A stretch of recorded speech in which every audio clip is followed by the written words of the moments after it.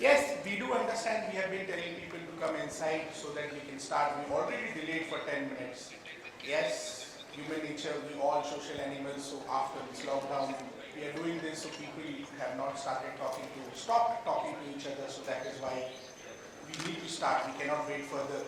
So we'll get going. So whosoever is available here, though we have participation is in huge numbers, so people will come in, but for the timing we need to start with whosoever is present here. Okay, so we'll start with a very small exercise. Exercise is very simple. We had sent you people an email requesting what are the major issues or three main challenges that you want our thought leaders to cover. You people had already sent us 3 pointers. We have already forwarded to our thought leaders, whosoever has sent it, and we have asked them to cover in panel discussion and during their presentation also. But to set the context, I will request some of you to come and introduce yourself, your company, your name, and at least highlight one key challenge or one main issue or one main point that you want our thought leaders to cover today during the day or during various presentations. Okay, can we do that? Okay, let's start with someone.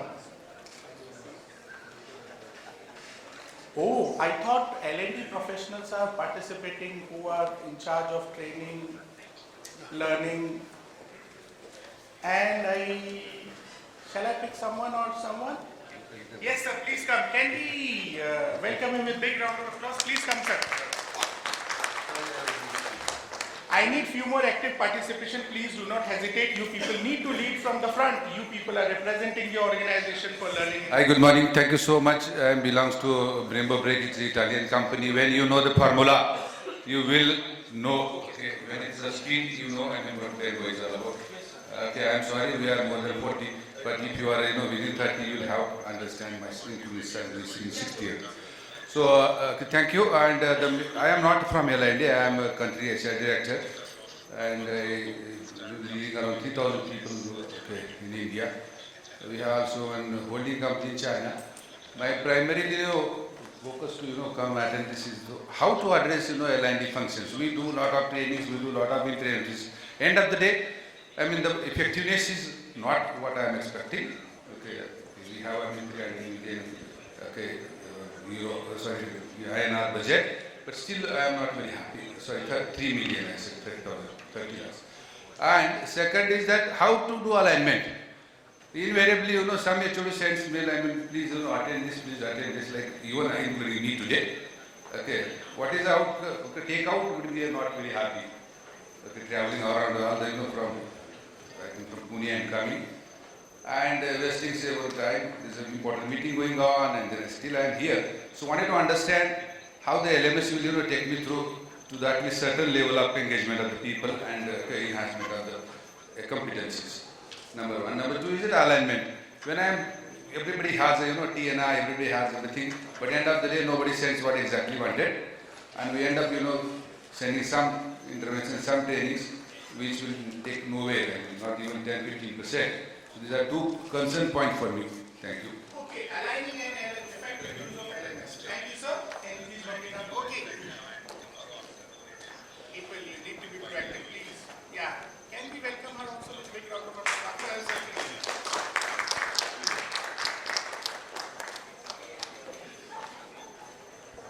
My name is Aparna, and I am representing this company called CN Water.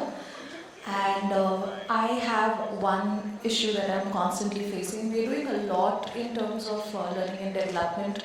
There's a lot of functional competency and leadership competency development that we are working on, and it's going great. The only thing is it's not aligning to the talent management bit. That's where there's some kind of hesitation or failure that's coming in. And I was also talking to one more participant here, and I was saying I'm going to pick her brains on talent management. But that's one area that I believe is where there's a lacuna that I'm facing, and I want some kind of solutions that could help me. Agree with you. So am I. Even I need to know how do we manage talent. Valid point. Yes, ma'am. Something. Yes, sir.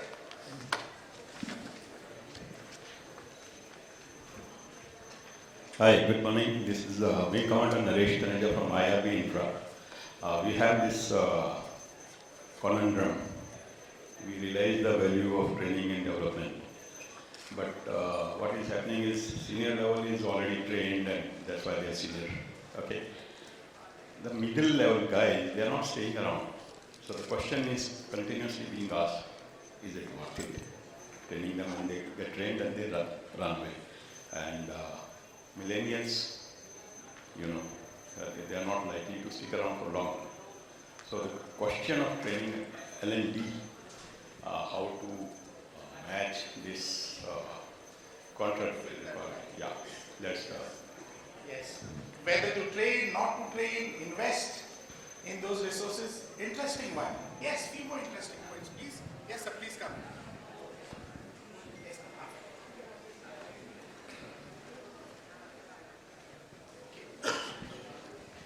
Hi, my name is Lakshmi Mitra.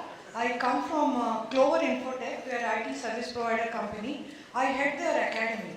So my challenge is that we intake a lot of freshers and train them and deploy them in our own project. So with the COVID and the online degrees, we face a lot of problems in this year because they are not focused and they don't want to spend time and work hard in learning the things. So that is one of the challenges that we face. I'm hoping to learn that, and from others if they are facing the same challenges and is there a way they are addressing it.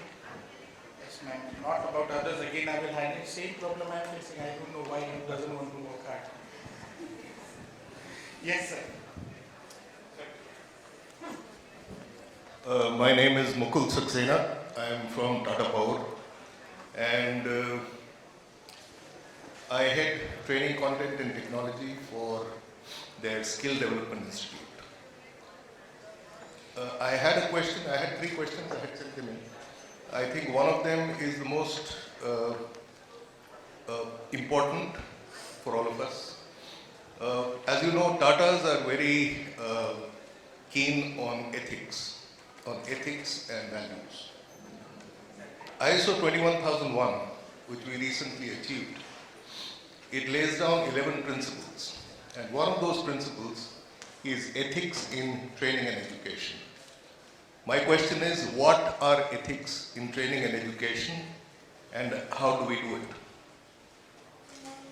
So there is a paper that I published on that. It did get some comments, but I'm looking for more on that. That's one. And the other is a response to the previous gentleman who was asking whether we should train or we should not train. So there was the CFO and the CEO of a company who were talking, and the CFO said, what if we train all these people, we spend money on them and they leave? So the CEO said, what if we don't and they stay?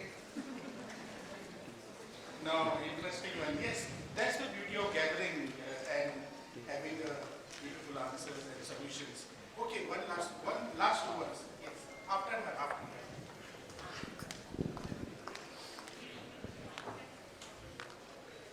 Good morning, everyone. My name is Smita Nambiar and I represent Hindalco Coca-Cola Beverages. So my question is, there is so much getting spoken about the automation and digitization. So my problem, the challenge that we face is how do we, and companies are becoming leaner and leaner. So how do we build the capability of our existing people with and do more with less? So that's one of the challenges that we are facing.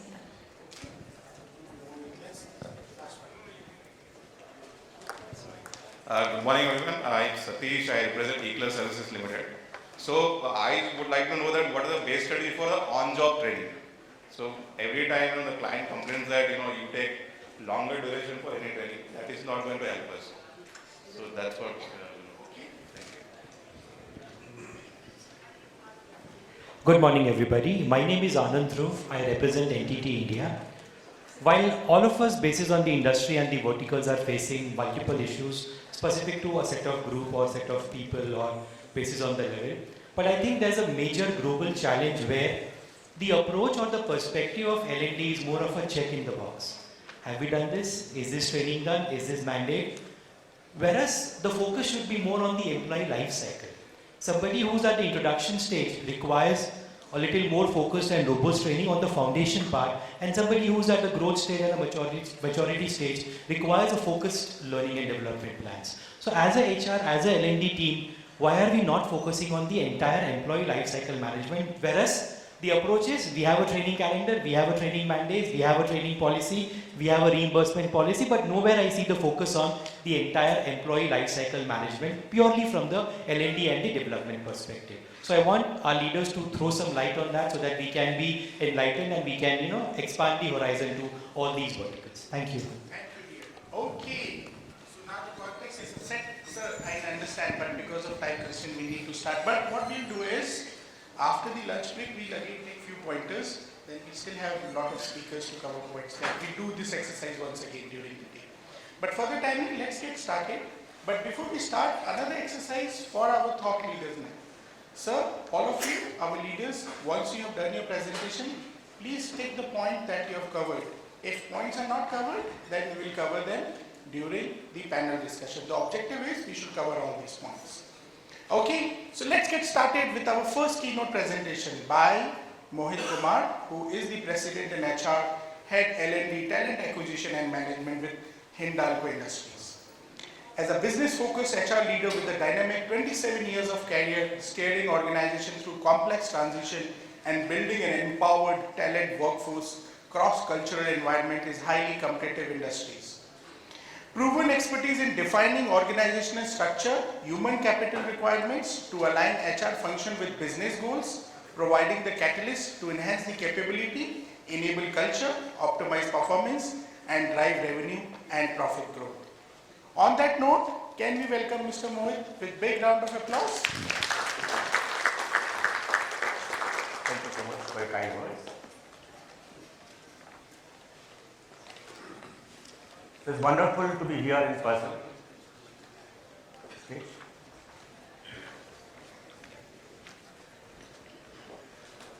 So it's wonderful to be here interacting in person after long years of Teams and COVID. It's good to interact and good to have a response right there, whether to invest in learning or not, and the anecdote of CFO, CHRO and CEO talking about if we invest and they go, the conundrum, or if you don't invest in their stay, what is that we are going to choose. So great to be here, and thanks for this opportunity for presenting the views on future of L&D. So I'll keep it interactive, and I'll present my views in short, and thereafter keep the interaction on, and whatever queries from my limited knowledge I can address, I'll be happy to do that.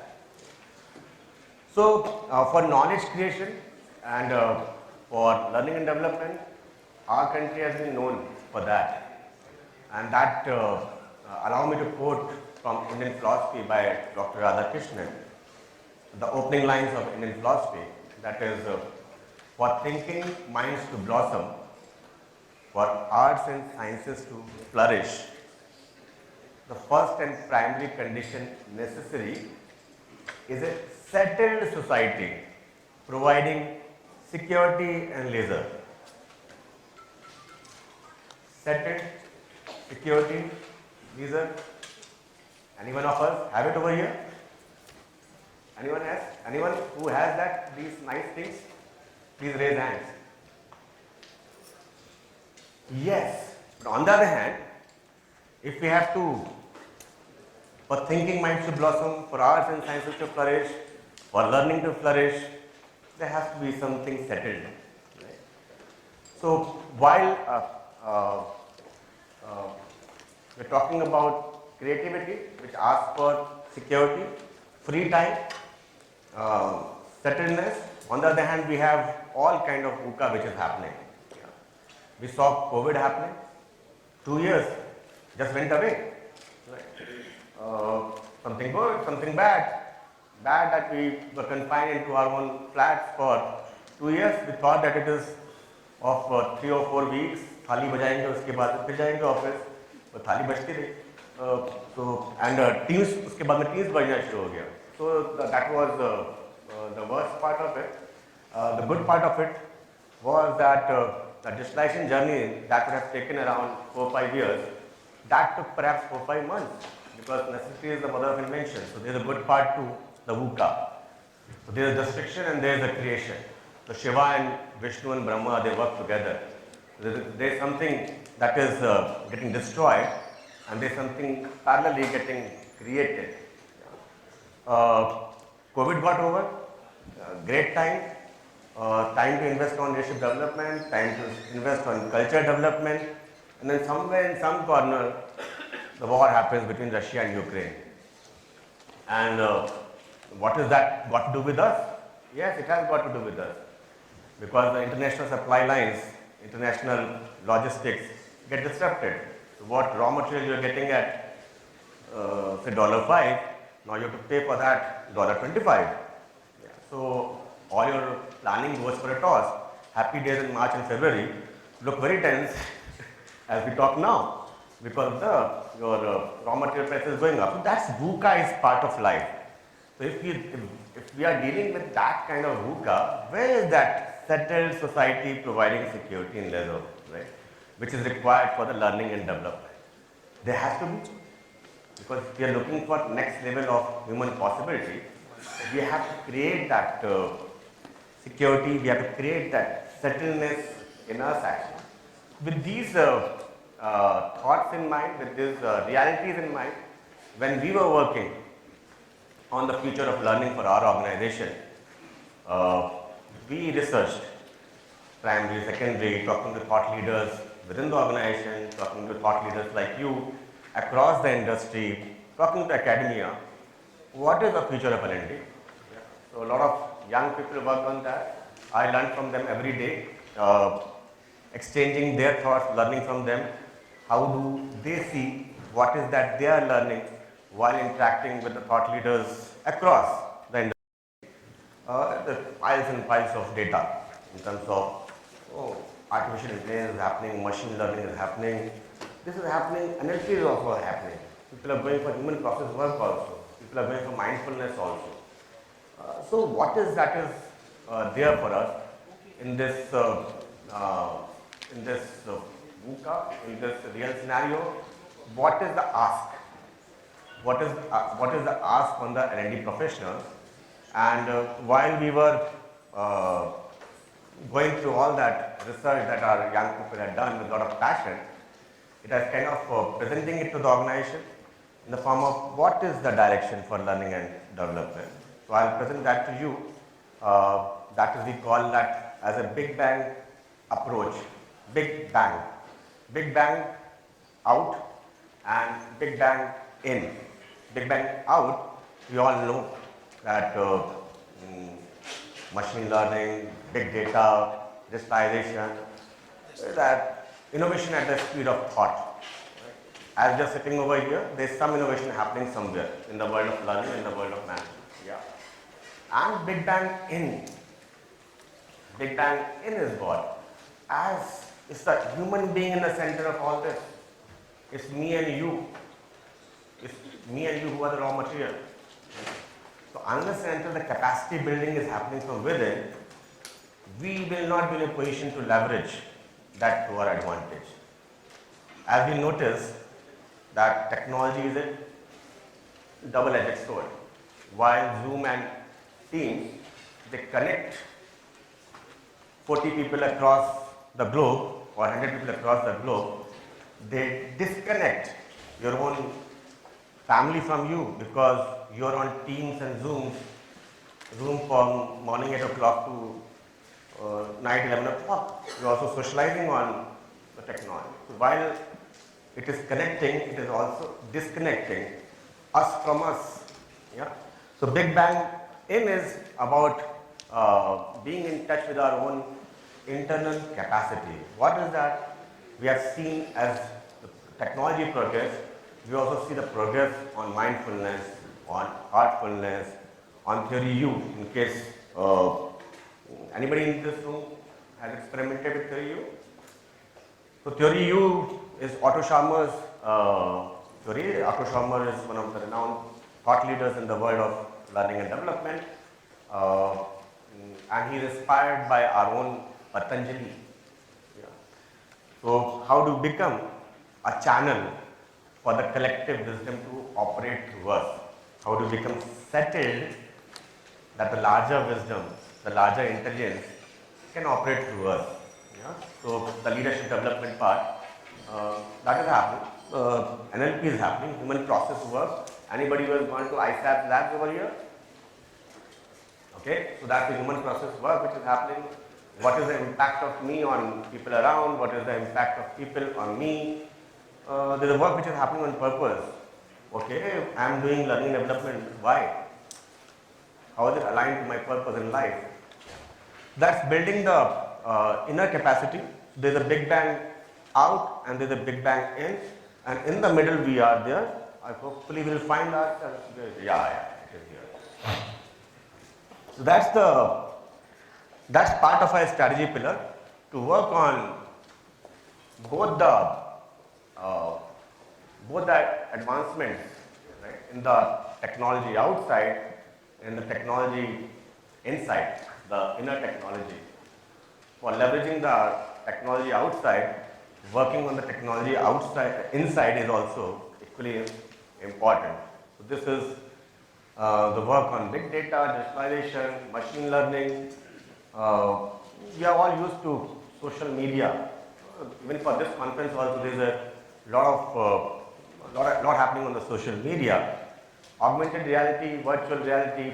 So we have plants all over the country and all over the world. Instead of learning and practicing right there with the machine, there's a virtual reality where people can learn and play with the machines. And yesterday I was going to the presentation of a young management graduate from one of the IIMs, and he's talking about the metaverse. That is, you can get in the experience zone, have the experience and choose what experience you want, what design you want. So as we talk, things are moving and great possibilities are there actually. Gamification, I was talking to our friend Mr. Menon over here that he, from our sponsors, Tesseract, that he is into gamification of things, and we all know that. And he was saying that a span of attention is 8 seconds for a person. If you're able to capture the attention, then you can move forward, otherwise it's gone. So that's the span of attention that we're dealing with, and gamification and other things help us in capturing that attention.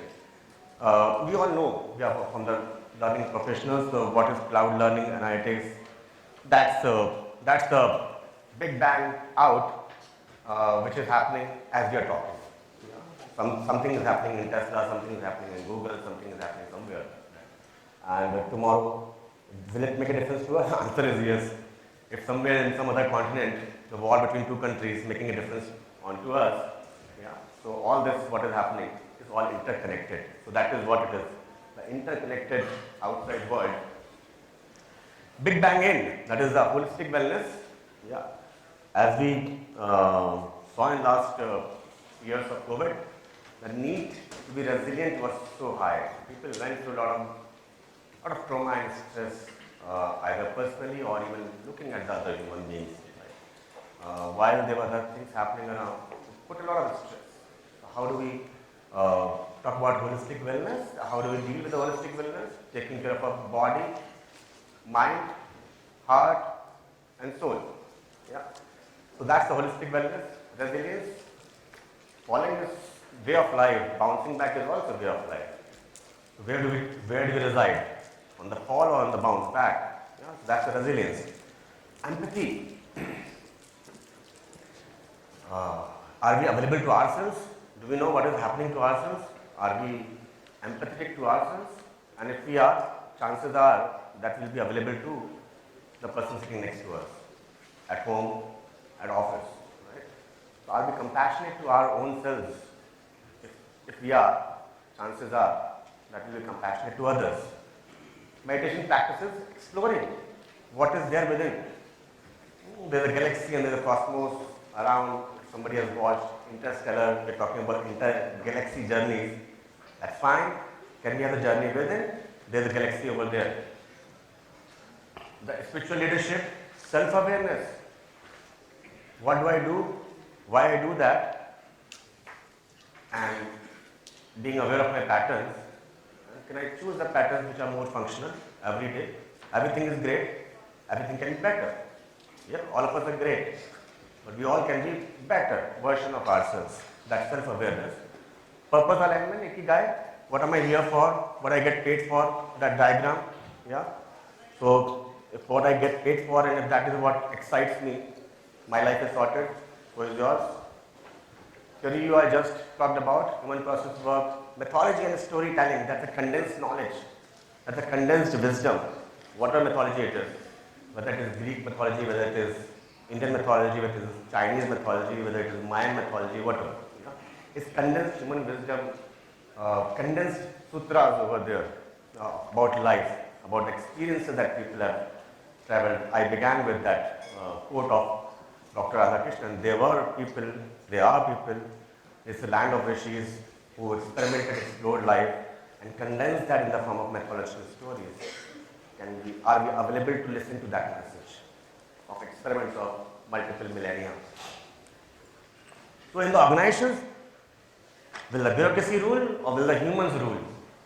Yeah? So in humanocracy, that is what we are trying to create. That's a human organization. It's a high speed, high performance, contemporary organization with a human touch. That is what the humanocracy. So yeah, so this is what we are aspiring for, high speed, high performance, contemporary organization with a human touch. So that's the thoughts on the way I see, the way my organization sees the future of learning and development, that is leveraging the explosion of technology outside, and for that to be leveraged well, it's important to master or at least be friends with the inner technology. That is the Big Bang. So welcome to the Big Bang. Over to you. Yes. Okay, we'll take few questions. Does anyone have questions? Anyone have question for Mohit? Yes, sir. After this, I'll come to you. Yes, ma'am, please go ahead. Hi Mohit, Kushni here from eClerk. So I understand how Big Bang out works, there's a natural intake because everyone wants to stay relevant, so there's an uptake in that segment. How do you drive Big Bang in your organization? How do you encourage employees, take these skills into consideration? Thank you. Wonderful question. All of us struggle with the multi-screen culture. There's somewhere Teams is trying to get attention, somewhere WhatsApp, somewhere mails, phone call. It's one mind. Yeah. So what we are doing, we organize for the mindfulness training programs. So last week itself, leaders from across the country, they gathered in Mumbai for a 2-day program on mindfulness. That is mindfulness community. Micro practices on mindfulness. That's one example. There are many things. What can be micro practices like 3 breath check-in? Before I get into my next meeting, can I just observe my 3 breaths? So that when I go, I don't have the baggage of the previous meeting in the next meeting. The emotions of the previous meeting don't get carried forward in the next meeting. Yeah? Or suppose I'm at home, can I take one meal mindfully, that is observing what I'm eating, what's the taste of it, the flavor of it, and the journey of it from my tongue to the stomach, and be thankful to it. It just relaxes. Because once you're observing that, the clutter of the mind of Teams, WhatsApp, Facebook, am I missing out, FOMO, right? Something, so that we can do away with. So those micro practices help our people, and it's a matter of practice, it's a matter of building community. Yeah. We also encouraging coaching culture, starting from the very top. The people are getting certified in CFI, ICF coaching, and it's not for the senior people only. Anybody who is managing people need to be a coach to get the best out of the people actually. So it creates an environment which is human. You have a space with your manager that you can be yourself and vulnerable, and also share the aspirations, and you have a partner who is willing to work with you on your aspiration. In the next level, in case somebody wants to go for mind, from mind to heart, we also organize programs on the heartfulness. Yeah. We also organize programs for our leaders on the human process work, which is like we're used to a structure. When we are coming to this program, we know the structure. This is the time for this session, this is the time for this session, this is the time for this session. How do you deal with the unstructured, lack of a structure? That's where your leadership comes in. And you don't have a structure, for 5 days you are there, yeah? Decide what you're going to do. There's nobody else taking decisions on your behalf. Right? So this is building capacity. So there are some of the examples I gave you. More than welcome to connect and have a detailed discussion on that. Yeah, one more question here. Yes, sir. First and foremost, thank you very much for sharing your thoughts and sharing, this wonderful session in the morning itself. My one question to you is there is a lot of engagement that is required at an individual level when we want to do activities such as ISAPs. Now, it is very good for the individual, but at times the organization might think that will it going to give me any benefit to the organization? So we always struggle, like especially L&D, we always struggle between what is the return on investment. So my question to you is, while these are more personal oriented development, how does it manage with the organizational development? So what steps did you do so that it matches with the organizational development? Thank you. Well, that's a fantastic question, and all of us struggle with that. As an L&D professional, we have to demonstrate the ROI. Now you can demonstrate the ROI when you're talking about a quarter or a year. Yeah? When you're talking about human beings, the transformation journey is much longer. The seeds are sown now and the flowers you can see much later. It's more of not of a ROI journey, it's a conviction journey. If I'm convinced that it has made the people or it has made me more effective, I will take risk in the organization. So I can share my own journey. The same struggle. We are comfortable with the PowerPoint presentations. We are comfortable with the Excel sheets and analysis and data, and this is the insight, no action planning. All that is going at this level, the level of head action. And every year you're doing action planning. Where is the organization? So struggle is to move from the left brain to the right brain. Right brain is about soaking it in. Right? It is not happening over here. Are you comfortable with no activity? Are you comfortable just sitting in reflection? Right? That is soaking it in. So fortunately, I had the opportunity of designing a program for our future CXOs, the people who are going to take up the CXO positions in, say, next 2 or 3 years' time. Took risk, put the lab over there, micro lab, whatever they can absorb, not the ISAP lab. And it came out fantastic. There are the 14 future leaders who got in touch with their patterns. What is effective, what is not effective. Patterns like, do I allow others to speak in a meeting? As simple as that. Right? Or do I intervene in the meeting when I'm needed? Am I waiting for somebody to invite me? These are patterns to get in touch with ourselves. This can't happen from the material on the PowerPoint unless until we make ourselves the material. Unless until we take that risk of being observed and being given the feedback on. They took the risk, they are much better human beings. In the process, they are making the bosses and the peers and the teams also much better leaders. It's a matter of taking risk and making the organizations more right brain because it's very much tilted towards the left. Thank you, sir, for your time and presentation. Yes, I understand you people for sure will have few questions, but please get a hold of sir during the tea break. There are many other presentations and there are various other topics which we need to cover. So please stay back for a few seconds. Can I request Dr. Sushil, please to hand over the momentum to Mohit, please. Thank you and let's co-create wonderful things together.